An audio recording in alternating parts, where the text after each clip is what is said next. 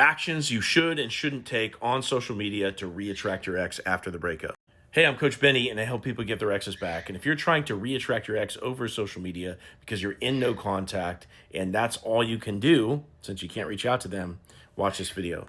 Things you should not do. Number one, don't block your ex. Blocking your ex is reactive.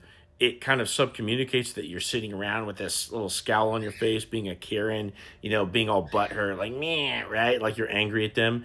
And, something that's much more strong than that is to convey that, you're unaffected, that you've accepted things and you're starting to move on. Don't block your ex also because you want them to be able to see what you're doing so that way they can understand that you're moving on with the time and attention that you're giving to other things instead of them. Don't post sad or cryptic memes, anything that conveys any emotional state other than just excitedness about whatever it is that you're up to. Do not post pictures with individuals of the opposite sex. You can do this in groups, but with an individual, it makes it look like you're getting somewhere with somebody new, like you're taken or like it's on track to be taken. You don't want it to feel like that. At best, you just want them to feel like maybe you're dating around. Do not watch their stories or comment on any of their posts or like anything whatsoever because you are not giving attention to somebody that's kicked you to the curb. Your attention is important. You're going to focus it elsewhere where things are promising. In other words, somebody's not telling you like, hey, I don't want to be in a relationship with you. Do not watch for their views on your stories. Don't do it. Like you're going to drive yourself crazy. And alongside with that, don't be watching their posts, trying to figure out what this means or what that means, or, just driving yourself crazy, wondering what they're doing and what they're thinking. You need to have a complete and absolute focus on self only.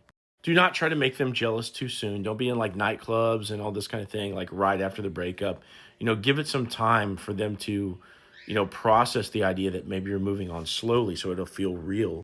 And lastly, don't try to mimic their reactions by being reactive to them. In other words, if they change their profile picture and then you change yours right after that, don't be doing anything in reaction to whatever it is that they're doing, which means that you're watching them to begin with, which you shouldn't be doing.